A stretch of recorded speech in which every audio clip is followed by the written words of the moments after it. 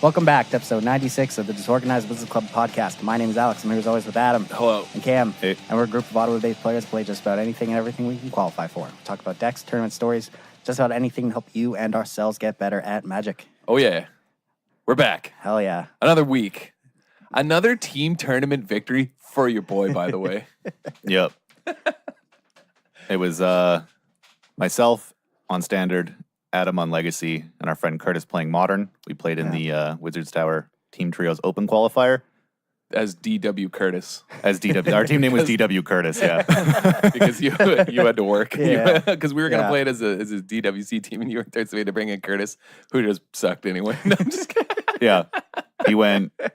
He didn't have a good win record. Oh, yeah. So he was joking about it afterwards that he actually contributed none to any of our wins because the only round in which he won his match, we ended up It losing. was the round we lost. So none of his wins ever contributed to anything. We won the event. So. That's hilarious. And every other round he lost, and then we both won. Yeah. Nice. Yeah, it's pretty funny. Yeah, it sucked. I was actually working at the Barhaven location that weekend, but Oh, yeah. I don't know what time the event ended at, but I had to work at 4, so... Yeah, you'd have been late by like only 45 minutes or so, but yeah, it was a good time. It was fun. We can talk about the formats and everything else, but I'm excited coming up. We got lots of different events and lots been going on in a bunch of formats. So there's lots to talk about. Should be pretty fun. Definitely. Looking forward to going to GP Montreal in a month and a half or so too. Yeah, man. Limited, right? Ravnica limited? Yeah. I think the whole team's going, right? I'm going to book that off soon. And we can, Yeah, I'm probably going. Because We like can all I'm only drive going up because together. like we're going as a DWC team, right? Yeah. Oh, okay. All right. Live vlog. What is it, October 5th? No. That's when the set comes out. It's the end of October. Yeah, like October 30th or something. Oh, Around there. We get to wear our Halloween costumes? Oh yeah. Nice. It's gonna be What a are, good what are we time. dressing up as? Wizards? I guess that one was obvious. Um, Man, I can bring my sweater for when I win the GP. Do oh yeah. you see that sweater I got? I sent put a picture in one I of our think group I chats. did. Is it the red one? It's Yeah. like the Yeah. ugliest sweater. It's like bright red, and the collar is striped green and blue. Nice. And then for some reason, just sort of on like the lower right-hand side. And there's not like this- it's symmetrical not centered. at all, or It's just like, kind of like tilted and off to the side. There's a patch sewn on that just says "True Spirit #1 Champion." yeah, dude. Oh, man. That sure does describe you. So Yeah, Yeah. it's my winning it was sweater. made for you. He's gonna we were joking, like every time if you win a match at the GP, you gotta like put it on and take a selfie with your opponent. Yeah, See how rattled they get? Hey man, you wanna get a selfie with this sweater? Oh, man. That's great. Yeah, we found it at was it a Valley Village? Valley Village. Yeah, We were hunting around because I was looking for some 70s gym shorts, you know, like the old school, like Okay. running short, you know what I'm talking yeah, about? I Like, do. yeah, man, it's impossible to find a pair of those though. I'm gonna have to order them online. I just wanted to be wild and free. Man, even at the bountiful wonderland that is Valley Village, you couldn't find those shorts. No, I think maybe partially it was because they've already started Halloween season, which I thought was a bit early. It's like 2 months. It's over Yeah. 2 months away. That's true. But they already started. Like, there's like tons there for costumes and everything. So maybe that interfered with my ability to find a good pair of 70s shorts. Probably just have Ever boxes since and I- boxes in the back. how come you didn't just like What are we look? going to do with all these shorts? How come you didn't just look for like a costume that's like generic '70s roller skate man? Because it's probably only roller skate girl. So Eh. Curtis said, That just means the shorts are shorter. Yeah. That's one a of his win-win, friends, man. she said, this friend was like, she said, oh, you should check out like girl shorts then. And I was like, yeah, that's going to be one thick girl, like triple C. Like, I don't know if I can, like, that's going to be hard to find. To have like the right waist size.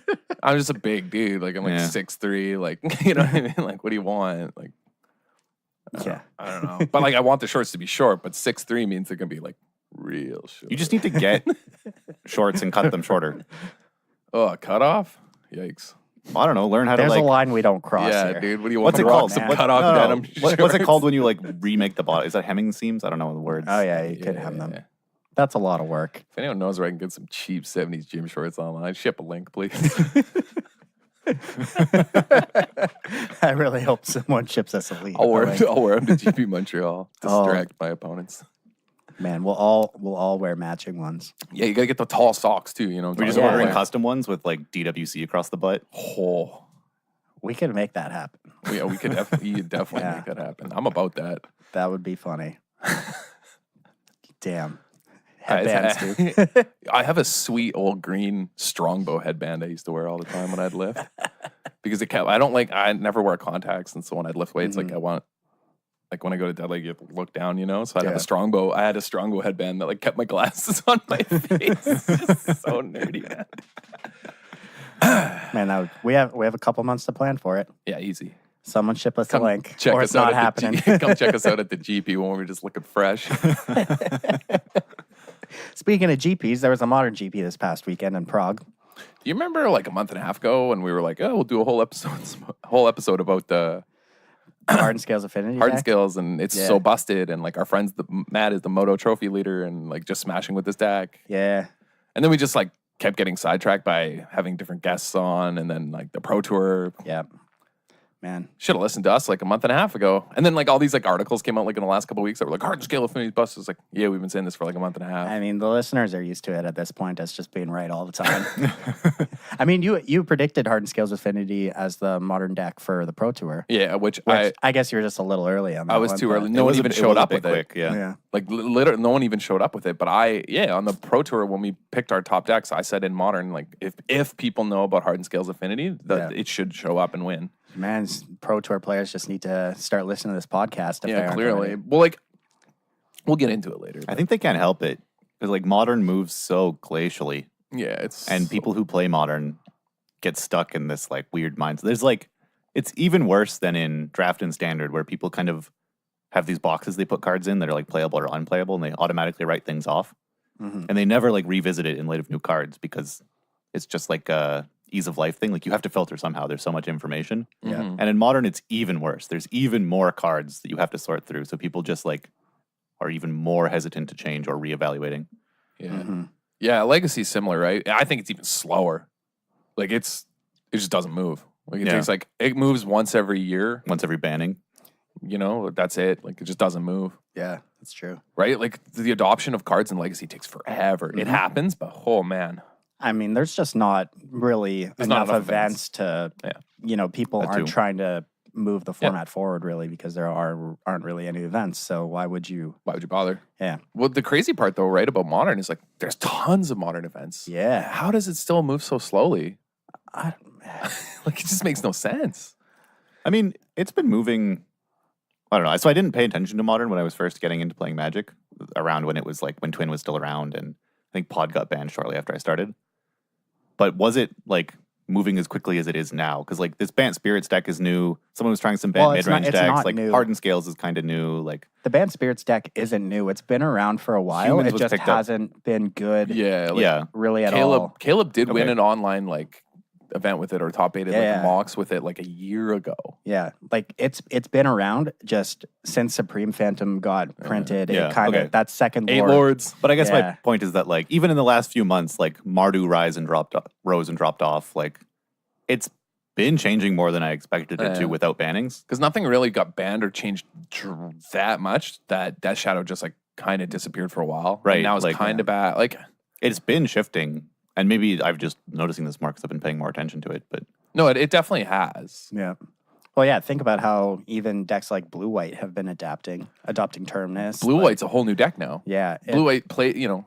John Rowe won the last weekend. Won the PBTQ here with it. The new Miracles. Yeah. Former guest of the show, friend of the show. Yeah. Yeah. He won. Guest going way back, like. He was one of within the first 10 episodes. Yeah, wasn't he was one of the first guests we ever had in the episode. Well, he's like top 8 at like GPs and stuff. Like he's a great player. Yeah, man, really good player and competitive to the bone, man. Like you ever cube or anything with that guy? Yeah. Competitive multiple like times. Even then, you know what I mean? Like he's just a competitive player at heart, man. Yeah. Like, and not in a bad way. Like it's just, I respect it, man. Like he plays to win. Like he's just a gamer. He's just a gamer, man. But shout outs to him. He won. So maybe it is a little unfair to say that modern still moves glacially slow because even now, like new decks have popped up. Hardened Scales Affinity. They didn't really gain any new cards. That deck just kind of appeared, and then you have Bridgevine, which appeared with the Stitcher Supplier being printed. Like the format is changing. Well, it's funny because Hardened Scales almost appeared because of Sparring Construct. Which they've now dropped. Yeah. Right? So it's like, they almost like, it almost needed it as a muse to inspire people to play the deck, and then they realized, oh wait, we even need that. There's already this shell that's way better. Just the catalyst. Right, yeah. So like it's really interesting how that kind of spurs on deck building decisions, and like someone takes the shot at playing it, right? Yeah. Yeah, but I mean, looking at the top 8 from this weekend, you know, you have Hardened Scales Affinity taking on the tournament. We have two humans decks, which I mean isn't a surprise. Best deck in Modern.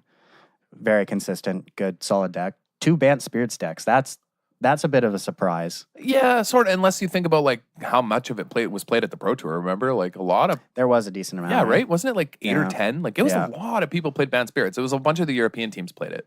Yeah. So more and more people are starting to pick up this deck, which, you know, we were kind of talking about it before we started recording, that we think it's a little weird because it just seems like the deck is a worse humans deck in some ways. But it can cast colored non-creature sideboard cards. Yeah. But yeah, one of the points I brought up is that you get access to all the best sideboard cards in the format. You have Rest in Peace and Stony Silence. Sideboard was like 3 Rest in Peace, 3 Stony Silence. Yeah.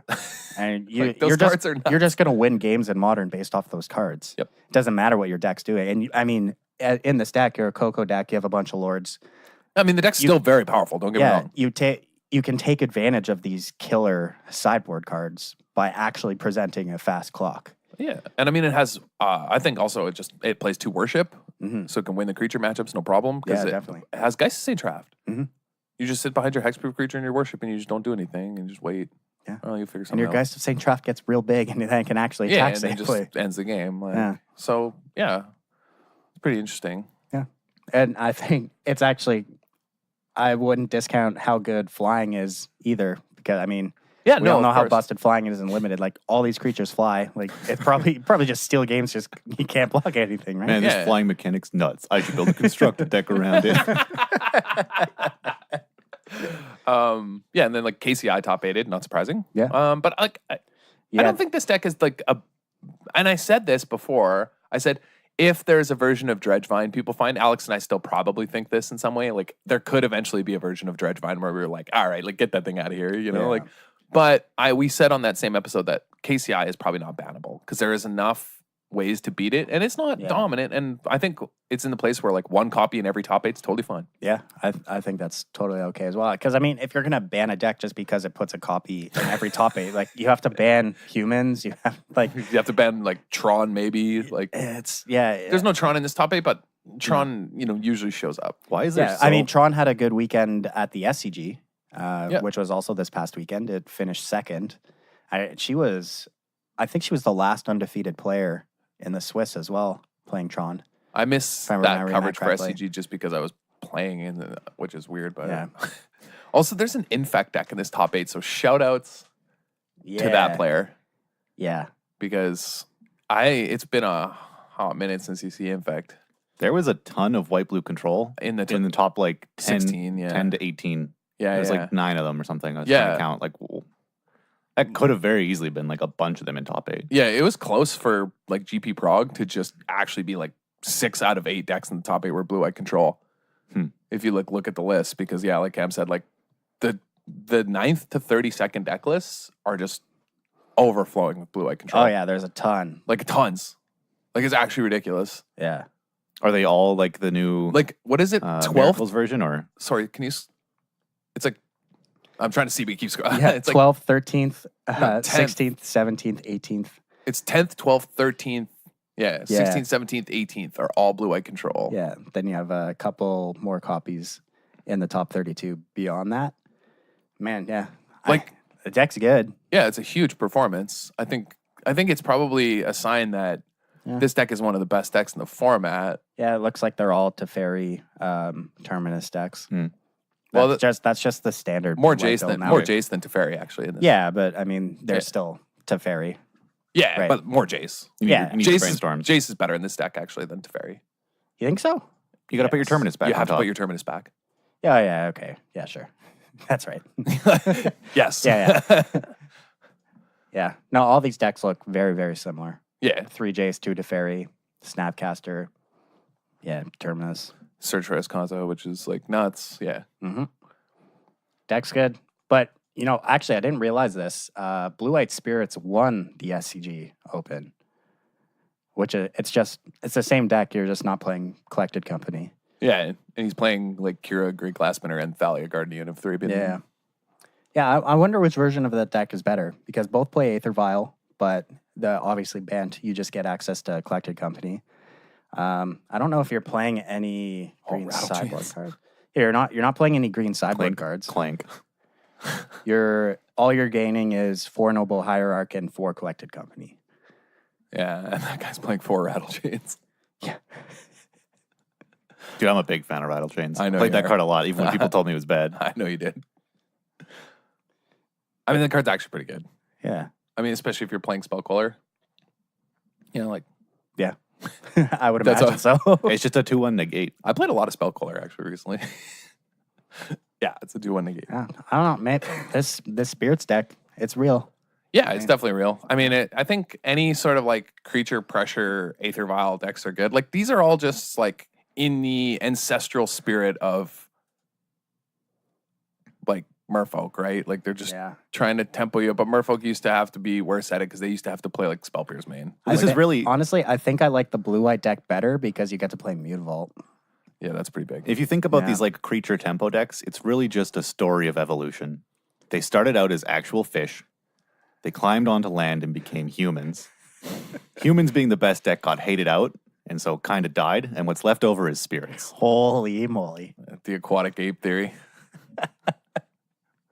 Jeez. DWC out here proving evolution in 2018. Suck it, Darwin.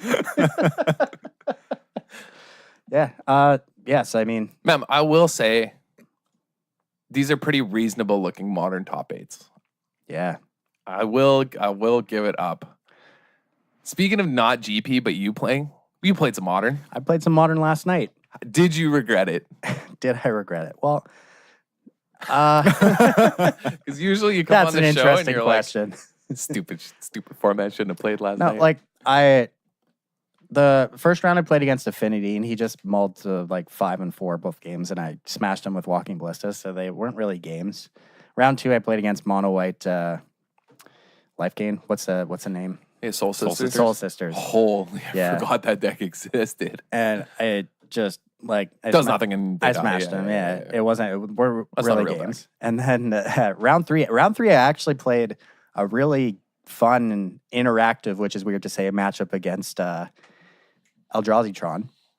And so it was a really interesting match and lots of back and forth. So, and then the last round I got paired against taking turns in Multi 3 and Multi 4, and just the guy took all my turns and I died. I think that sums up giving your turns. Yeah. So I don't know. If that guy catches you with his turns, he just kicks your ass. I went 2-2, but I mean, like the round 3, the match was good, and I actually like learned a lot about the matchup. Yeah. And I had a good time. So I didn't regret it. See, I could have just like not shown up for round 4, but that's whatever. I just think it sums up the format that you prefaced your story of round 3 by being like, yeah, surprisingly, strangely, like it was so abnormal, an interactive, fun match. Well, yeah, I guess it was Eldrazi Tron versus Mono Green Tron. That you wouldn't really think of that as a fun and interactive matchup, right?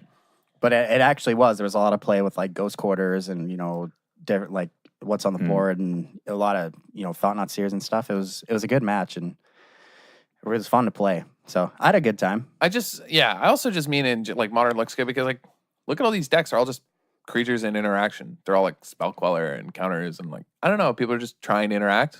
Mm-hmm. Even Hardened Scales is a deck that plays to the board. Right. And it's very unfair in what it's doing, but like it's kind of surprising and how fair things look right now. Yeah, I think like we've been saying this for a while. Modern's in a good place, and I don't think it needs to change for. No, I don't think they should do anything. Yeah, it's a good format. Yeah. Nothing needs to change. I agree that they shouldn't change anything. But we'll see what gets printed next. You never know. Or just the meta shifts to something completely miserable. Like people start playing Boggles again. Although I don't even think Boggles can like race Hardened Scales. Like no, not if they have Hangerback Walker that's sizable because they can a Ravager, and then right? They can block with Thought and you don't gain life. What Unless if they have a trample. Rancor, guys? Trample. Yeah. But like, also Hardened Scales can kill you on turn 3. Boggles can't. Like, they can do enough damage to kill you easily. I don't think. There's probably a way Boggles can, but Yeah, game 1 it's like a toss up, but post board 2, like I think Hardened Scales wins. that's probably fair. They have 4 nature's claims. Yeah. What's like the absolute I think best Boggles draw is out like of Boggles? actually unplayable right now because like there's just so many creatures Yeah, I don't know. and they all get so big. It's so goddamn big. Yeah, like they're just huge, right? Think about board states you see recently, like some champion pairs like 9/9 on turn 3. You're like, what the fuck? Yeah, Boggle's probably not really good versus humans, eh? They do have the Is like it? pro creatures enchantment. Yeah, if they draw a spirit Yeah. mantle or whatever. Yeah, that's good. But like I just think that deck's probably in a bad place right now. Yeah. Thalia's probably a pain in the ass, though. Yeah, right? There's Or all even these freebooter just, taking your enchantments. Yeah, there's all these just weird cards that kind of hose you, and then eventually maybe they can just team block and blow you out. Like Yeah. it's not like you have a giant growth in your deck. You can trick them. Like everything's just on board. So yeah, it's a lot of those like miserable decks are kind of get hated out. Like I imagine in some ways too, like that's what's kind of keeping KCI out is that at least humans has a shot, right? Yeah. Yeah, and Casey has obviously a very good deck, but I mean, it probably loses to the pilot a lot more than it loses to the deck across the table. Yeah, or just like or it loses to meddling mage, like Yeah. games where it's just awkward for it. But also, I think the spirits deck probably has a way better KCI matchup than humans. Yeah, I wouldn't be surprised about that. They play Spell Queller, and Yeah. you know what I mean. Like they're just so yeah. Like it's funny. There's all these like kind of fair-ish creature decks that are probably keeping competitive. I think that's probably why we like the metagame looks healthy, right? Is because the unfair eggs decks are being kept down by creature decks, which is kind of the dream, Yeah, that is what you want. right? Like yeah, that's sweet. So before we're going to talk go a little deep dive into Hardened Scales Affinity today, but before we do that, let's talk a little bit about your team event that you guys played in. So what decks did you play? How'd the tournament go? Give me the scoop. I want to hear it all. We won, Nice. Yeah, we split the finals. but we took the win. Oh yeah, But technically we won. Yeah, we only need the 4 Forcemen, not 12. But yeah. so So we won by sneaking. So it was 5 teams, Uh-huh. 4 rounds cut to top 4. We finished 4th. It's like no one we showed snuck up. in. Yeah, we snuck in. Then we went 1-2 and got a bye in the last round and got 4th. And then because it's only a top 4, we won our next match and then split. So Yeah. crumpled it, easy. Not close. To be fair, it was tough trying to carry Curtis because like if either of us lost a game, we were Yeah, totally we were Yeah. dead. What did he play? humans. Humans? God. But he got paired against Matt playing like a guy playing Hardened Scales twice and just got 4-0'd. Like just never like had a chance. He just got crushed. Yeah, he lost that matchup twice. He beat Dredgevine. Yeah, because he had Ravenous Trap on the Yeah. end that mattered. But then that was my like one then we got a real bye. like brutal loss was to Dredge. Yeah. They were playing Dredgevine, Dredge, and Fog. Nice. Their team, yeah. That's a lineup.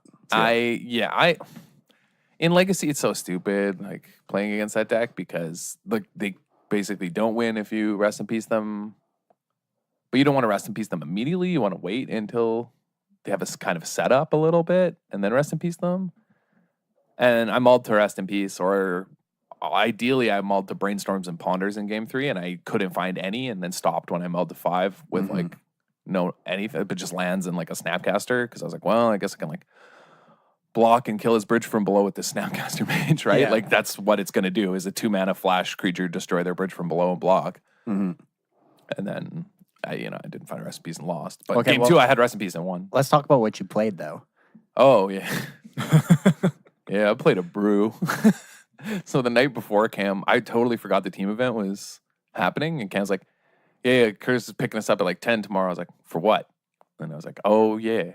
Oh no, I don't have a deck together. I don't have Yeah. anything. So I put together a pile of cards I own and I brought it down to the kitchen table and just sort of built a legacy deck with cards I had. Just originally I was going to play a Jeskai like mid-range-ish deck. Mhm. And then I kept playing around and I was like, I'm just going to play blue-white. I'll splash some red sideboard cards. Mm-hmm. And I settled on playing sort of a blue-white fairies deck in Legacy. I basically played the mono blue pauper deck in Legacy, but Yeah, so I played 4 spell starter sprites, spell quellers, like swords to plowshares, some snapcaster mages. Standstill is a standstill deck, right? Okay. So like Mishra's Factories. I made a mistake. So I always, when I play Standstill, like Mishra's Factories over Mutavault because it blocks and pumps. Like it can be a 3/3 on defense by itself. And attacking is like very threatening when there's multiple. But I should have played a split of 2 and 2 probably with Mutavaults because I had spell starter sprites in my deck. Yeah. So that was a mistake. It didn't really come up that often, but I mean, getting to counter a Goyf with like a Mutavault spell starter sprite would have been important. Yeah, so I played that with like standstills and two Ninja the deep hours, which is like the deep hours. Pretty troll. It was a pretty dominant standard deck when it was around, but it's very good in Pauper. Build a legacy deck around it. Yeah, it was actually quite good. So like, you can live the dream combo, which Cam and I realized as I was building the deck of.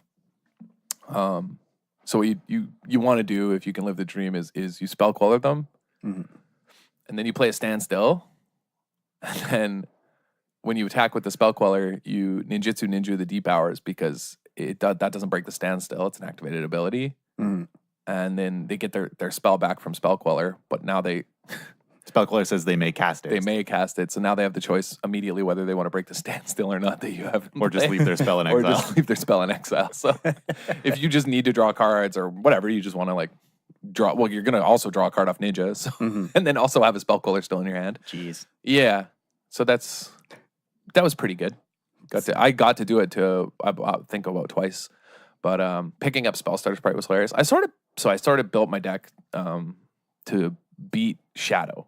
Because my logic was, well, it's a team event. It ended up being a pretty small event. Not a lot of people showed up. Usually they're bigger. But my logic was a lot of teams might not have access to dual lands or whatever, like real legacy decks. And if they have a modern Death Shadow deck, they can basically just play Watery Grave. Like you don't need to play Underground Seas, right? Yeah. And so I figured there would be a lot of budget, people playing Blue-Black Shadow. And it's a good deck. And I was right. And I smashed that deck when I played it because... Yeah, I mean, I was out there like countering a Death Shadow with spell starter sprites. Like that's, yeah, it's pretty good. Yeah, so I played against that and like smashed. You know what I mean? I had a Gideon too post board, like Alive Zendikar, pretty good. My sideboard was just like Pyroblasts and Blood red Moons. Cards. Yeah, Blood Moons. Nice. Rest in peace. Like just typical hate cards. Like, but it was all red sideboard cards basically, right? Like Wear Terror. Stuff like that. I think an Is It Staticaster because that card's like a free win versus Death and Taxes, which I didn't play against, but yeah. And Aether Vial is like a problem, so you want to have like anti-Aether Vial cards because Standstill and Aether Vial pretty good against my Standstill strategy. Yeah, so I played against Shadow, which I smashed because my deck was just, you know what I mean? Like at one point he had 2 Shadows out and I was like, Swords 1. It's just... You're a Swords to Plowshares deck. Yeah, you're already... with like spell starter sprites and stuff that are good against their threats. Like the only card that can kill you is Gurmag Angler, which is whatever. Like you can beat that card no problem. Yeah, and then I played against Dredge, which tried to find Recipe. Like found Recipes game 2, won. Didn't find game 3, lost. Nothing else mattered, right? Yeah. Played against Rug Delver twice. Which is an interesting match, but again, like Spell Starter Sprite was actually like insane against them. Like you just randomly will tag a Ponder, whatever. Because so like for people who play or don't play Legacy, like normally you wouldn't like spell pierce a Ponder unless your hand is just like you suspect their hand is really bad or like you just want to get cards in your graveyard, whatever. But normally, like let's say it's turn 3 and you have a bunch of open mana, whatever. You're not just gonna like counter a Ponder. Yeah. But with Spell Starter Sprite, you just counter Ponder and Brainstorms all the time because you're just putting a creature on the board that you can. Use the pressure and whatever, like Ninja back to your hand. Yeah, or like play a second spell starter sprite. Like there's just free value in doing it. And I remember like he went to Ponder or something on turn 2 and I was like, spell starter sprite. And he just like looked aghast. Like he was just so upset and just bend his Ponder. Like sick. And I got like a Nimble Mongoose with it. It feels, and like you get Delvers with it later. Just like living the dream. I feel like one of my opponents didn't know that he could fatal push my Spell Stutter Sprite with the trigger on the stack. So I would own 0 fairies. He definitely just didn't know and let it happen, and then like Fatal Push something later, and I was like, oh, sweet. So like that's obviously an issue, but I mean, in certain matchups, you don't have to worry about that. And you can obviously play around it as well. Yep. But that deck was a lot of fun. Like it was a cool deck to play. I thought it was interesting. And like the round we won to win the tournament, it was like I was playing. I was the last match. Curtis lost. Cam had won. And I think the rug matchup was okay for me. It's tough. That deck's very good. It's still very good. Like, can put you under a lot of pressure. But I kept, my hand was like Basic Island,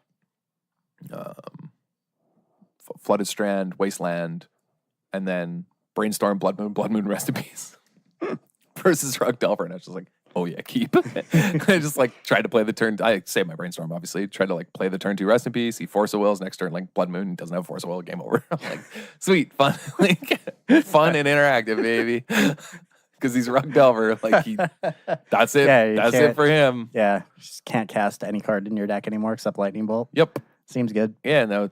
And then we won because I just. And then we won. Actually, he had a Tarmogoyf at that point, and it was hitting me for 4, but I had like so many answers in my deck to Tarmogoyf, and I had creatures in my hand I could cast, and I fetched basics, so I could cast anything. And then I like pondered, shuffled, and drew Rest in Peace, and I was like, oh, okay, now this game's over for sure. Just, like I kind of felt bad because at one point my board was like standstill, Rest in Peace, Blood Moon, and I had a spell Queller in play that like countered nothing. But, right on. Yeah, Cam played. I also played a brew. I didn't brew it. Played Logan Nettles Red Black, the one that won the GP. GPLA. Yeah, deck's good. Deck was very good. Yeah. Yeah, Cam smashed. He carried us. Yeah, went 3-1 overall. What'd you lose to? Fog.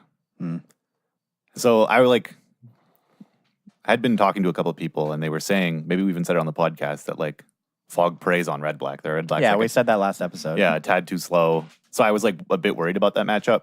And yeah, game 1 wasn't great, but what I did like, and I've been talking to a few people who've been playing Red Black for a while about this Nettles list, is all of them have this like gut reaction that it's not playing enough removal because it's only playing 2 Abrade, 2 Unlicensed, 2 Cut. Yeah. But if you're expecting Fog, that's better. Like if you're worried about that matchup, which Logan Nettles said he was, like you can like play creature versus creature against other decks. Like you don't need removal spells in a lot of the spot. So having less in your deck if you're expecting Fog was actually pretty good. And I mean, sometimes 1 is just all you need, right?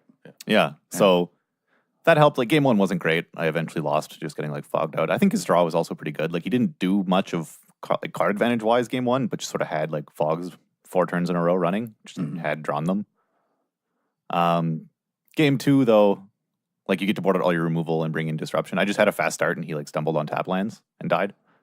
And then game 3, I think I could have won, but I duressed a turn late, so a Teferi hit the board. And then I missed a couple outs. Like there was a turn where if there was an insult to injury under a Bomat Courier I won. There was a turn where and you had like 5 cards. It was like five or 6 cards under it.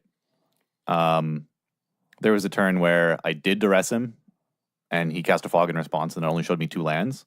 So if he draws another land, he dies. If he draws something not relevant, he dies. If he has to spend too much mana trying to find something, he dies.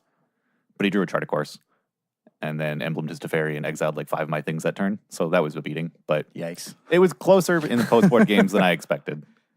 Okay. But otherwise, just like played the mirror once, and I drew lands and spells, and my opponent didn't draw lands, and so like that matchup's skillless. It's just literally whoever draws better.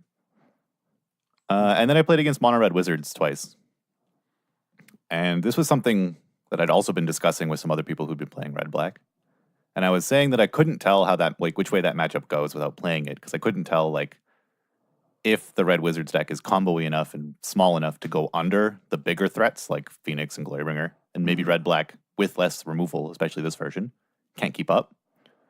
Or if it's actually the Red Black's favorite because it's the deck that's a step slower. And it turned out that it felt extremely Red Black favored. Like they could put you to like 7 or 8, and then you would start resolving Chandra's, Phoenix's, Glorybringers, and they can't like game 1 they can't deal with those cards. No. And so yeah, you eventually just run them over with like very efficient, powerful mythics, and they're trying to combo together commons. So yeah, Phoenix seems like a huge one versus them. Yeah. Actually, it's the same in the red black mirror. Phoenix is so good. Yeah. Yeah, it's one of the dominant cards in the mirror. Yeah. Yeah, I was not very impressed. And post board too, you get to like just bring in more removal and take out some other things. Like I took out Bomats because I didn't want them to get chain whirlered, and their deck is all 1/2s. And I took out Glorybringer because I felt that if they get to Chandra's defeated Glorybringer before it can attack, like that's one of the ways I lose because that's so bad for me. They get to be so efficient with their mana, and just brought in like sprays and Chandra's defeats, and then there wasn't much they could do. Yeah. So I'm not very impressed with that Wizards deck. I feel like despite so many copies like top 8ing the GP and Providence, like once the cat's out of the bag on that deck loses a lot of like its power. Once you kind of know how to play around it and what cards matter and what they're up to, you can kind of shut them down, you know? Like you just have to play against that deck like you would the kind of traditional mono red aggro decks. Like whereas against red black, you know, you have to treat them almost like an aggressive mid-range deck when you sideboard. You consider bringing in negates, you know what I mean? There's all these, but once you know what Riz is up to, like they have no way to you just dump everything you can early to not die early, and you'll win the late game. Yeah, and like every time I played against it, you just like trade all your resources, like prioritize removal early, chip in for points when you can. Like I would attack with Phoenix when I could, but if they had like a turn 3 Flame of Keld coming up, or like a 3rd chapter Flame of Keld, I just wouldn't attack with anything. Leave up mana for removal. You just play like as incredibly defensive as you can, because that's their only way that they can steal the game. Yeah, otherwise they can't really do much. So. Yeah. Speaking of Phoenix being good versus them, I played Nettle's List at the FNM prior to the team event just to get a feel for it. And in the finals of that FNM, played against a player who was coming back to relearn Standard for an upcoming tournament, who was on the Wizards deck. And because they were returning to Standard, they didn't know a lot of the cards. And I played a Phoenix on turn 4 after we had sort of traded resources early. And he like picked it up, read it again, put it back, picked it up, and then he's just like head in his hands. He's like, I've never seen this. What? How am I supposed to? I can't. What? Never. How am I supposed to deal with this? You're not, man. You die. Yeah, you can't. Yeah. Yeah, that card's very powerful. It's kind of funny how the red black mirrors have sort of evolved where, you know, no one plays their chain whirlers anymore on turn 3. It's you have to save it to get to deal with Phoenix. The egg, yeah. Because you play it on turn 3 and then your opponent plays with Phoenix. You're like, well, oopsie doodle. Oops. Yikes. Yeah. Yeah, that card's so powerful. That's going to be one of my cards on our rotation episode where we talk about what cards we think are going to be good, like whatever post rotation. That's a card that like obviously is just going to be so nuts. If card's not going anywhere. If red is good, you know what I mean? Like there's a chance red is just not a playable color, and then that card isn't enough to save it. That card's strong enough that it's going to end up in something, even if the deck isn't base red. I mean, worst come to worst, it just ends up in green red. Yeah, I mean, green red is a strategy that generally it does, like we've seen it historically, like even this past year, green red is a deck that pops up within the first month of the format. Always.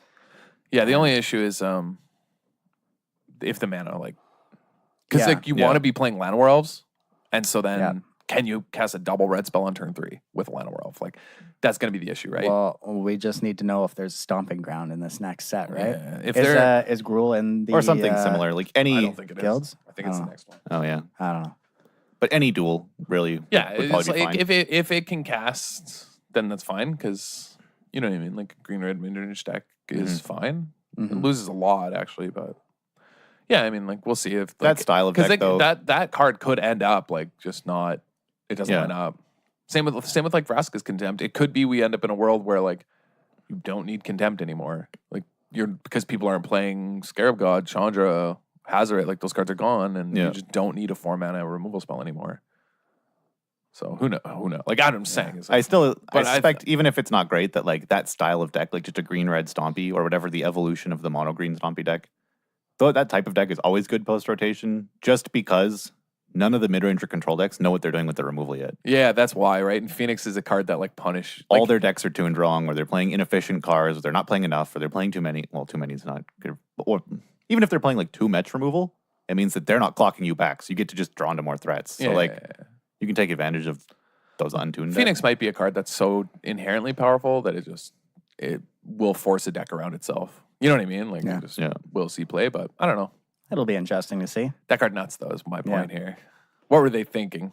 Red creatures that never die? Come on. And this is like the first Phoenix card though where it feels like. Well, It's so ridiculous. Like Well, there's definitely been good ones in the past. But Yeah. this one just feels like unreal good. What's the best one we've had in the past few years? Is Chandra's Phoenix just the best for standard? Yeah, for standard, yeah. Yeah. What's Chandra's Phoenix? Because I remember It's The one where like you can pay a red 3-mana 2/2 haste flyer. When you can bring it back from the graveyard by paying a red. Yeah. If you have Ferocious. The Ferocious No, one's no, not Flame Wake? No, that's Flame Wake Phoenix. Okay. Because they sound the same. Yeah. That one is Ferocious and you pay a red. Okay. And then it comes back, and that one's also a 2/2 flyer. Like So whenever an opponent is dealt This one you damage have to- by a red yeah. instant or sorcery or by a red planeswalker you control, you return it from your graveyard to your Yeah, hand. that Oh, to your hand. Okay. Yeah. it was good. It's good. That card was good in standard though, because they played it with Chandra Pyromancer, I want to say is the name. Yeah, where no. it pings you for one. Yeah. Yeah.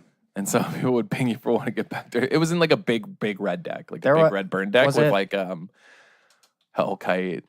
Ash Cloud Phoenix was the Yeah, that one card was before okay. that, The right? problem with Ash Cloud Phoenix was simply like Abzan Charm was in the format. yeah. But Like, people played this card. yeah, people did definitely play Ash Cloud Phoenix, but it didn't line up in that format at all. That card was Oh, this is nuts. the one that shoots both players. Yeah. That card was nuts, but the problem was literally just Abzan Charm. Yeah. And also like Rhino. Like I there heard was of just a- so many better cards in that format. Yeah. I heard of a PPTQ where like one of the top 8 matches ended like In both players. it was like 2-1-5.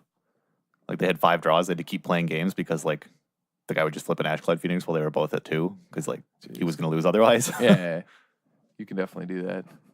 Anyway, moving back to Modern. We're going to talk a little bit about Hardened Scales Affinity. We're finally doing it. We After like a month or a month and a half of saying we were going to. because we think Hemsley's been to Ottawa and back to Toronto twice since we said we were going to. Yeah, and we were gonna, keep, like, getting distracted or doing other things. Try and have him on the podcast if we could, and we just like didn't work out. yeah. But we got some notes from him here and a sideboard guide. We'll post a sideboard guide, an Along with the updated episode, one, yeah. along with the episode when we posted. So Yeah, we got a bunch of check the posts. Yeah, on our we got Facebook like page. a rundown here of like sort of first impressions and things to watch out for when playing the deck. So the thing though too is to note that like this isn't an affinity deck in the traditional sense, right? Like Yeah. this isn't. I think it is really the major difference that traditional affinity can attack you for like 8 on turn 2, and this deck doesn't. No. This deck is trying to set up a turn 3 or 4 where it puts a bajillion counters on a guy and kills you in one shot. Hmm. It develops and spends its first turns like a mid-range deck or like a creature deck. Like I mean, I guess there's not really like the current modern creature decks, like humans kind of, right? Like playing guys, making them big. Like Yeah, it's playing, Overseer, Ballista, Hangerback Walker, like animation module, right? Like it's trying to just put out a bunch of robots and put a bunch of +1/+1 counters on said robots. Like it has a game plan, and oh boy, is it all in on that game plan. Like the whole point of this deck is putting counters on stuff. More stats. What you could call it. Is it mono green math class? Was that the name? That's that's what our friend called it. Yeah. When he loses, you failed mono green. You fail mono green math class Yeah. when you lose to it. That's all a friend of ours calls this because Mono green you're just dice is counting the another entire name. time. Yeah, I've Yeah, seen mono green people dice. call it mono green dice as well. Yeah, mono green math class is way better. Oh yeah. Way better. That's the best name for this deck. Yeah, no. We should push for people to call it mono green math class because that's just so good. Maybe we'll just call this episode mono green math class. we might have been able to 100% be. we are. Yeah. Oh yeah, we might have been able to like get that name adopted if WotC coverage hadn't like killed creative names. They went on like what was it? It was at Cons of Tarkir. They started pushing heavily to use the terms like Sultai, Mardu, Abzan Yeah. instead of junk or whatever modern decks used to be called. And since then, it's been nothing but boring descriptive names. They killed the creativity in deck titles. That was just they called it junk and all that because there were no names for those shards or wedges or whatever at the time. Right, but even other decks that like had colloquial names, like Yeah, Cheerios, they stopped calling that. It became like SRAM artifacts or something. Like, Yeah, there was always like a descriptor of the cards in the deck. They Yes. definitely made it worse. I agree that's stupid. I don't like that. Well, they made it worse for already established players, but probably better for it's newer definitely more players. digestible for like newcomers. But Yeah. Screw that. Screw that. it's like going to a different country and expecting that speaking English louder will work. Like you got to learn the terms they use. Yeah. But yeah, so kind of kicking off the discussion, two huge reasons playing this deck is you get to play the best cantrip in Modern and Ancient Stirrings, which is kind of funny. Well, this deck needs to find Ravager. Yeah.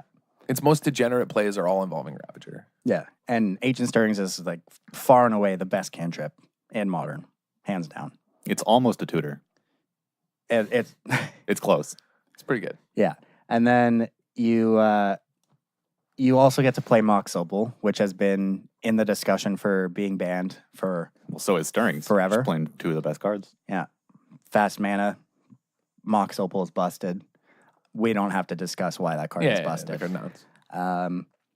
And also, what I like, so this deck, the deck name, Hardened Scales Affinity. So Hardened Scales obviously is one of your main win conditions in your deck. But, you know, historically, with like when this deck was in Standard, when Hardened Scales was in Standard, if you didn't have a Hardened Scales on turn one, your deck couldn't function. It couldn't function and was so much. It was just too slow. It wasn't good. But if you don't have a Hardened Scales on turn one in this deck, you can just draw it on turn three and win immediately.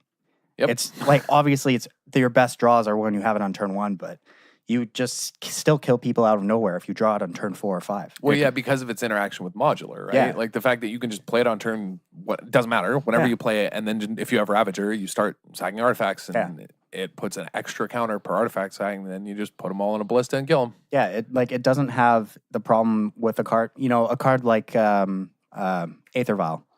Insane on turn 1, really bad every other turn. Like turn 8, it's bad. Yeah, this card doesn't have that problem. You could draw this on turn 8 and just kill your opponent immediately. Yep. Yeah, it just doubles, you know. It's so crazy that a card like that, because yeah, like you're right, like that's the major point of like why it works so well in this deck is normally those kind of like quote unquote gimmicky cards are bad late or are bad in certain situations. The card is not bad. It's just it could just always kill someone. Yeah. Because the whole deck is positioned to take advantage of it, right? So, like, not only do you get to play Stirrings and Opal, two sort of degenerate cards, both up for discussion for banning for a while, you also get to take advantage of this really unfair card that seems to work only in this deck and extremely well in this deck. So. Yeah. And one point Matt brought up is that, you know, the big 3 in your deck are Ballista, Ravager, and Hanger Backwalker. Like, not if you're not including Hardened Scales. Yeah, the big 3 threats. Yeah. And there isn't really a single deck in Modern that doesn't have a weakness to one of these cards. Yeah, like they can't answer all 3 of these threats cleanly. Yeah, I mean, creature decks are just, you know, the really bad versus Ballista, Hanger Backwalker as well. You know, decks like Tron can just die to a Ravager. Yep. Out of nowhere. I mean, even the Jeskai control decks have a tough time with Hanger Backwalker if they don't have Path. Like if they're just trying to use, you know, generic spot removal that isn't Path to Exile. Yeah. Which also, if you have a Ravager, it's over for them, right? Like that's the thing. They can't beat Ravager. Usually it's very tough for them. So like it's very tricky. The deck can interact with them just through sacrifice outlets and the way their board operates. So yeah. And I mean, like, there's also a ton of must-kill threats. Yeah. It's not like you can just ignore Steel Overseer. No. Like, we haven't even brought that card up. There's 4 of them in this deck on top of Hardened Scales. You know what I mean? We're just like, yeah, Hangerback and like Ballista and Ravager are so threatening. Really, and like what Steel Overseer isn't. You know what I mean? That card's so degenerate. Yeah. So yeah, this deck has a lot of like, you know, must-answer threats. Like Steel Overseer is probably actually one of the better cards as well in the creature matchups. Yeah. Like he didn't mention that here, but I mean, it demands immediate answer. And if you don't have an answer, you're probably dying. Yeah, I think it's a huge contributor to why the deck just rolls like humans. That card kills a lot of decks, even when there isn't a Hardened Scales on the battlefield. Yeah. And when there is, putting 2 counters on everything. Yeah, it's over. It's just so incredibly over. Yeah. They'll just kill you with a Nexus. Yeah. Like they'll just ink moth you out or like poison you out. Well, yeah, it can just do the affinity thing of poisoning you out with a Ravager. Like you don't need the Hardened Scales. Like, there are I've seen it win so many games without a Hardened Scales, just winning off the back of a Ravager or a Steel Overseer. Yeah, I mean it still has the traditional high-end threats besides plating, obviously. It still has the high-end threats, but it also just can kill you in numerous other ways. So I like that this deck attacks from so many different angles. And this kind of leads into like the next point Matt made, that because there's so many different ways you can spend your resources in this deck, he said it kind of has this like taxing effect that we've seen traditional combo decks have. Like this was an often discussed point when it was like Saheeli combo versus Mardu vehicles in Standard of like, when should Mardu leave up mana? Well, you can't really. Like you have to spend, like if you leave it up, they can do mid-rangey things instead of going for a combo. And if you tap out, they can combo you. Mm-hmm. He also compares it to Tarmo Twin when that was a deck in Modern. Like a similar thing. Like you can play Goyfs and Snapcasters and just like play a mid-range game where you are leveraging a mana advantage against your opponent who won't tap out, or if they do tap out, you can combo. Yeah, yeah, that's what he says. Like, I like the term he used, that it catches you coming and going, right? Yeah. That if you try and play to the board, they'll just say, okay, combo and kill you. If you don't do anything and you play around getting comboed out, they just create value on the board and attack you with like little guys until you die. Like they just, you can't. You're put in such a pinch, right? Like this is what we like. This is exactly what you're talking about with the Saheeli thing, or like any of the like Twin. Twin was the like perfect. It's just not even Tarmo Twin, just Twin did this perfectly, which was put you under pressure with 2/1s and Snapcaster Bolt, and then you're forced eventually to tap out and you get Twin. Like that's literally the definition of what Twin was trying to do. So it's and this deck, it puts you even in a tighter pinch. Oh, it's way because tighter. Like you can combo at instant speed rather than at sorcery speed. So you can have it on board. Yeah. You can just have an on board. I saw it. I watched it happen this weekend a bunch. Like, and I've seen, a bunch of other games from Matt as well. Like, yeah, what's a funny screenshot when he smashed like Kenji?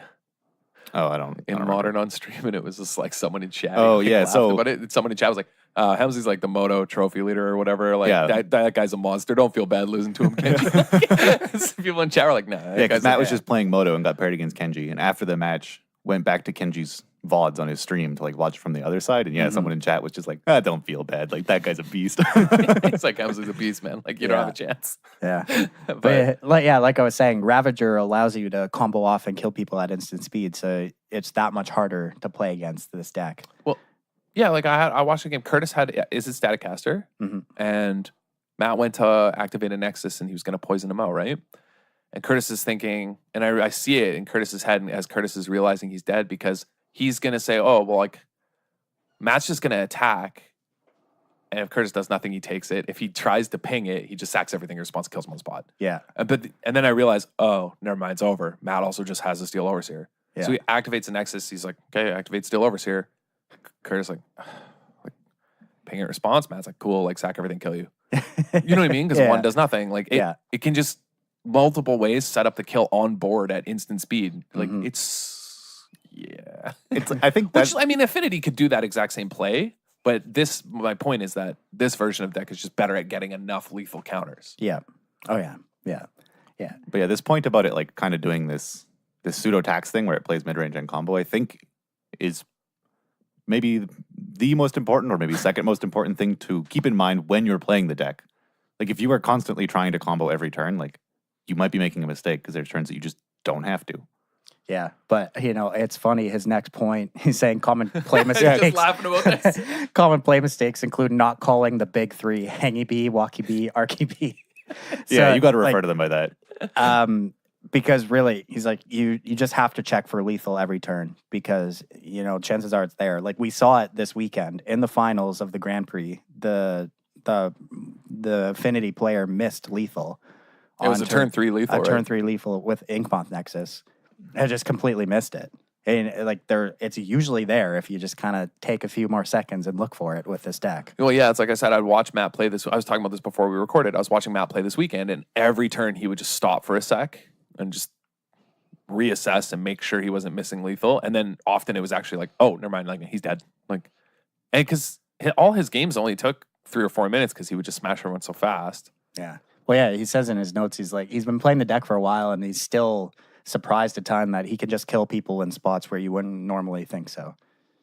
There's obviously tons of lines you can take, and when your opponent is in such that awkward pinch, one slip up and you're like, okay, I just have lethal now. It just popped up out of nowhere because of what my opponent did. And he mentions that like one of the things that causes people, or he thinks one of the most common things that causes people to miss lethal is they get that when you play a creature with modular, it enters with an extra counter. But also, when the modular moves it onto another creature, you get another counter there as well. Mm-hmm. So it's like one modular counter is kind of 3. Yeah. Yeah, and he said that this is how you play around like bolt and combo kill people through lightning bolt and stuff, because simply like moving counters, when you sack something, Hardened Scales lets you play around it by putting way more counters on than it should. Yeah. Yeah.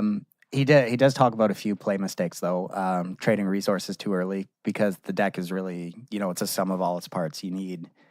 It's not like you can just kill someone with one ballista. It does need help, right? You need a combination of cards.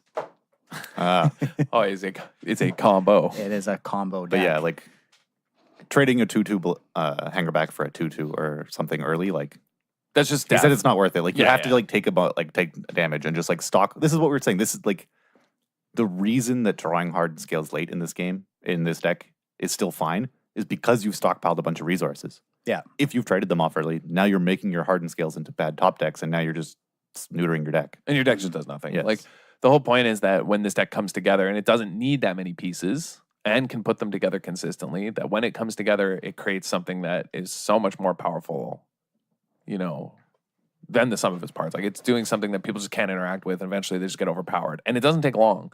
But you cannot just trade a worker or anything early. Like you just wait. Yeah, and I mean this is a topic we did talk about a few episodes ago, where you treat the top of your deck like an extension of your hand.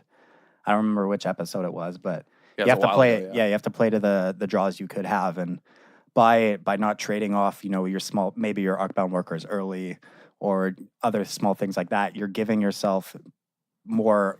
Like if you draw Hardened Scales then in 2 turns, because you didn't trade that card off early, it's making your ballista 2 counters bigger. Whereas you wouldn't have had that before. And maybe those 2 points are. Yeah, he even said, critical. when he was talking to us, he said, yeah, you guys mentioned this in an episode that you got to play like the top of your deck as an extension of your hand. So he would plan out saying like, well, if I draw either Ravager, Ballista, Ink Moth, whatever, how does that affect, what I'm going to play? And like I can set up a line so that all 2 of those 3 are lethal. Like, so that's an important part of how you play with this deck.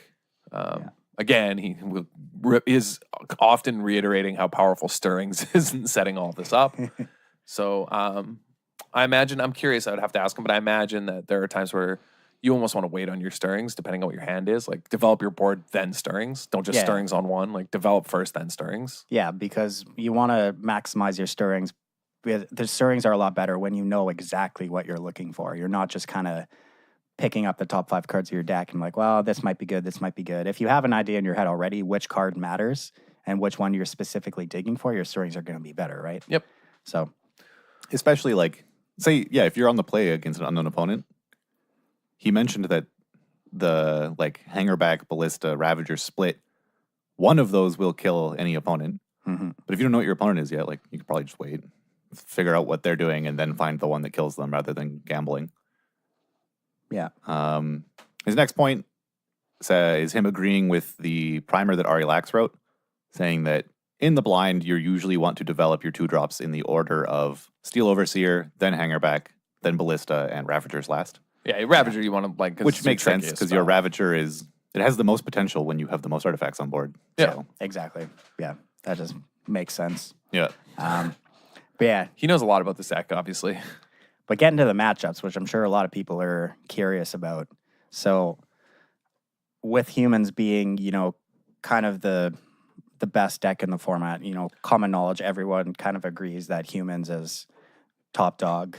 I mean, Matt says himself, humans is a buy for this deck. It looked insane every time I've seen it versus humans. Like, humans just looked so pathetic versus them. I mean, you can go watch robots over humans. I mean, you can go watch the GP finals. Humans player got rolled, and he missed lethal and still like didn't matter. Yeah, like it's like they can't win. Yeah, it's a buy, which is insane. It's insane how good this deck is. It can very easily take advantage of the brief windows when humans is vulnerable, which is like when your Thalia's Lieutenant and Champion of the Parish trigger is on the stack.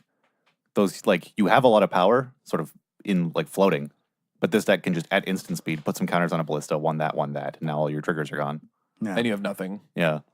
Yeah. Not only that, it can actually just ignore and then just create a bunch of 10-10s and smash, which is That too. what happened to Curtis when he played against it. I was looking over and Curtis was just getting beat down by 7-7s and 10-10s. And Matt would just refuse to use the ballista other than, maybe kill off a meddling mage that got played and then just keep going. Which again makes it so awkward for the human player because like it's this pseudo-tax thing. Like if you try and put too much on the board, that ballista will mow you down. And if you don't commit, it's just huge and you can't deal with it. Yeah. Mm-hmm. Also, it's like so awkward to name with meddling mage because you kind of have to name Ravager because it's how they're going to kill you. But at the same time, you're going to lose to ballista. You probably lose to Hangerback Walker. Mm-hmm. You probably lose to Steel Overseer. I mean, yeah. It's just so bad. It's just a brutal matchup, right? Like yeah. So that's good. He said that he would also just like take the same buys against Hollowed One. He thinks that matchup's also a buy. Bridge fine. Yeah, like I watched. I was like, oh, is Bridge Fine really that easy? And then I watched. I was like, oh boy! Like I watched him play it on the weekend, and it was just a slaughter. It wasn't close. How do you ever keep a bridge in your graveyard? Exactly, you can't keep a bridge. And yeah, sure, you'll be ahead on board for power for 2 turns. Yeah, that's it. And then you're dead. So, like, yeah, you can make that's it. 3 2/2s on turn 1.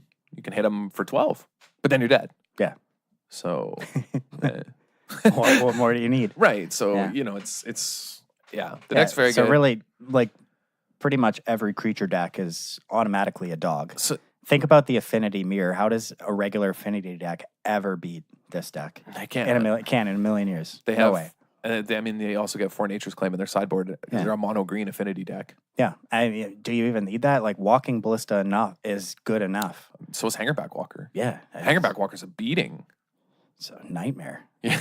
Yeah, like actually it's just a complete nightmare. Yeah. The whole deck's a nightmare. Honestly, I don't, if you're playing Affinity in Modern, I honestly don't know why you would ever pick up regular Affinity instead of this deck now. You don't, because you're crazy. Like, it's the blue-white matchup. Yeah, sure. Well, there is 2 reasons. Sorry, I shouldn't say you're crazy. But you're crazy in the current meta. Yes. If Humans dies off and Storm becomes good.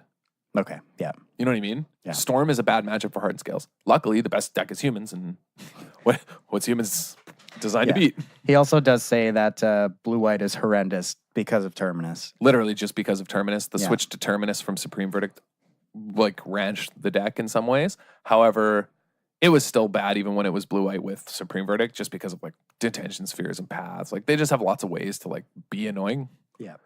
Yeah. I mean, Jeskai can be annoying as well, but it's still better. Control decks suck, but Storm obviously would be one of the worst, right? Because they can just turn 3 you. They just play a Gobbo. Yeah. They just play a Gobbo and then kill you the next turn. He mentions KCI too is dice roll dependent, and it's probably dice roll dependent against. It's in those combo matchups. You just have to play as a combo deck as well. You're just trying to. It's whoever can combo each other the quickest. Fishing. Yeah. Although post board, I feel like they're both 4 Nature's Claim sideboard decks, like KCI and Mono Green Math Class. But I think Mono Green Math Class probably favored for its use because Nature's Claim is not that good against Mono Green Math Class. Killing spot removal artifacts is not good enough. Yeah. Even when I played Affinity, when I used to play a lot of Affinity, spot removal is just not good enough. You have to have Stony Silence. Mm-hmm. Spot removal is not good enough versus normal Affinity. Why would you think it's better against this version that's better against spot removal? Yeah. I mean, you have Nature's Claim has that extra bonus of hitting Hardened Scales, which I mean is very that's pretty big. But it's still then, you could just hit a Hardened Ravager Scales. blind. Yeah, you could hit the Hardened Scales and just die. Yeah, presumably if you hit Hardened Scales, you're dying because they'll just pop off with it in play and then let it die, right? Yeah, that's possible. It's just so bad. Anything could happen. So the KCI match is probably just a race, but post board, I feel like they're probably Affinity probably a little favored. Yeah, and then you have other decks like Tron. I think Tron is slightly favored. Well, if they draw O-Stone or Karn, O-Stone's a beating. Karn's pretty good. I've only played the matchup once, and I won very, very easily. Yeah, but that guy might have failed Mono Green Math Class too. It was one match, so you can't really base. Yeah. You can't base any. I have no idea how that matchup goes. I'd have to ask Matt. The O-Stone probably just depends on how much they can dump into a hangerback, right? Because you can't. If you O-Stone them and they have a billion Thopters left. Did you really do anything? There are definitely ways they can get around that. I think it's probably has a better Tron matchup than traditional Affinity. I would agree with that. Yeah. Because I feel like the traditional Affinity matchup versus Tron was actually secretly not that good. You would think, like I'm saying on paper though, if you didn't really know, you would think, oh, it's really fast and they can just cranial plating. But like the problem is, if you don't have exactly the right threats line up and Tron plays a big thing, you lose as Affinity. You just can't beat like Worm Coil. You can't beat, you know. So the thing was, Affinity was a lot more favored than it currently is versus Tron before Hanger Backwalker. Yeah, Since Tron has adopted Hanger Backwalker, I don't know if that match is losable anymore. Yeah, it's tough. Like it's really tough, and I thought it was actually secretly tough before. Mm-hmm. Like I don't think it was as good as people thought it was. How are you popping your hanger back? Just O-stoning it? What do you mean? No, like from Tron's side. Tron's playing hanger back. Yeah. Yeah. You can just block on the ground. They have flyers. Yeah, but those flyers aren't like. Not hanger back. Yeah, sorry, not hanger. I'm talking about walking ballista. That's that makes way more sense. Yeah. But like even the hanger back, you can block. That card's actually bad for Affinity. No. That card's like a beating and just Thopters. There's a reason people played like P and Kieran Alar. Yeah, no, I get that the Thopters are good, but like I just didn't see how like with Vault Scourges and Ink Moths flying over, you actually broke your own hanger back. The Ballista makes more sense. Yeah, that was my mistake. No Tron decks are playing hanger back Walker. I'm talking about Ballista. Yeah, but Affinity can never beat a Ballista. Yeah, in a million years. Yeah, not with like more than 2 counters. Like if it has 3 counters, but it's you over. Play a 3/3 on 3/3 Ballista on turn 3 of game ends. Yeah. How are they going to win ever? They can. The only way they win is if they're on like the Master of Ethereum versions, where they have like 6/6s on turn 2. You know what I mean? Like that's how they win. That's the only way Affinity, I think, traditionally really won, was playing like Ornithopters, like having a turn 1 like Vault Scourge Ornithopter, like dump their hand, you know, like Opal, and then play a Master of Ethereum, and then start smashing. Like that's how you beat Tron, and they've moved away from that. I think they're worse because they moved away from the sort of like, you know. But Hardened Scales like has a way better chance. Yeah, Walking Ballista a lot worse versus Hardened Scales Affinity than it is against regular Affinity. But yeah, I don't know. I'd have to ask Matt how the Tron matchup is though. But I feel like it's probably okay. It's probably still favored for Hardened Scales. I wouldn't doubt it at all. But I don't think it's as bad as the regular Affinity matchup is. Yeah, the trick for Hardened Scales is going to be finding a way to beat Terminus. Yeah. Because that's such a beating. Yeah. It's so bad. And if it can do that, then this deck is like, it's the best deck in the format. You know what I mean? Yeah, exactly. It's already, Blue White's not going anywhere. It's getting more and more players are playing Blue White Control. So it's got to find a way to beat that. I mean, I did say like pre-Pro Tour that I thought it was the best modern deck. I mean, I still think it is from watching it play. I'm like, Can this deck, like it's mono green now, how easily can it splash a color? Probably actually pretty easily because it plays a bunch of abilities to do it, but it also plays like Oran Reef, a bunch of colorless lands. Like it could replace those if it needed to. Because I was thinking like, you could splash blue to like fight like a counter war over the Terminus. I feel like that's a battle you don't really want to get into though. Yeah, with it only costing 1, but like what else? How else do you stop it? I don't know. There's probably ways to play around it. You just have to play slower and you just have to play a certain way, I'm sure, and that's how you win. You just like don't commit to the board the same way. I'm sure there's certain sideboard cards you can. Yeah. Well, we'll post a sideboard guide for it when we post on Facebook. Let's look at this list right here. What do you think they're bringing in versus Blue White Control? Karn? Yeah. That makes sense. And Grafdigger's Cage, maybe. Well, you're bringing in Nature's Claim, Grafdigger's Cage, and Karn, I assume. I don't know how many Nature's Claims. Probably only 2. No, you're bringing 4. You're playing against Detention Sphere and Stony Silence post board. Your opponents are probably bringing in Rest in Peace as well. So you're bringing in 4. Is Voice of Zendikar too slow? It's something that just sticks around and rebuilds. I've actually seen people play that card. I think it's actually really good. I think more people should. Yeah, the plants. Yeah. Plant Nissa. Yeah, it's actually very good. Puts counters on stuff, man. Yeah. Holy moly. Yeah. No, it's actually really good. Yeah. Karn is very good, obviously, which is a pretty common adaptation, is playing a couple cards in the sideboard. Yeah. So I like that. I think like Karn, you definitely got to bring in 4 Nature's Claim versus Blue White. You just take out Welding Jars, right? I would assume take out Welding Jars and Thronogeth and like other things that are in this list main. Like Matt's list, I think, is a bit different, but yeah, you just move stuff around. Evolutionary Leap is a huge deal. Like it's very good, very very good. Way to beat control. Like you do have some tools. You know, creature lands are still very good. You just got to pray you don't get Think Twice Terminist. Like if you get you Yeah. get your own turn terminus, like when you attacked with creature lands, like it's over for you. Mm-hmm. So that's a beating. But yeah, I mean, like There are ways. there are definitely ways. I think like the problem though is that you Ooh. can't afford to bring in too many cards because you can't take out too many cards. Mm-hmm. This is probably terrible, but the Miracles deck is trying to leave Terminus on top of their deck. Lantern of Insight is an artifact that can make them shuffle, That's going deep, man. That is going deep. but it's an artifact. If it's not good, you just sack it to Ravager. It's 2 counters.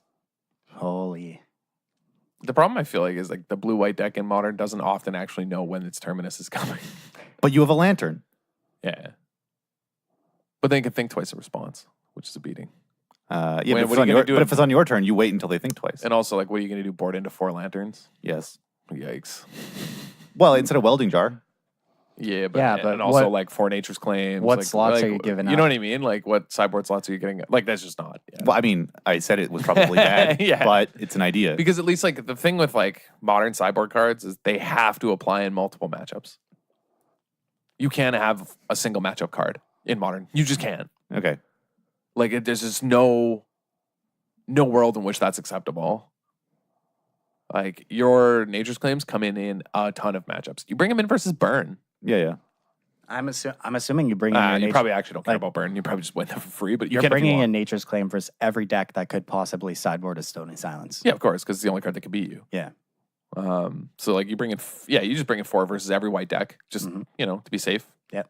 I imagine burn's a buy, but I mean, if you were really worried, you could bring them in versus burn. You know what I mean? Like, Yeah. It's pretty easy.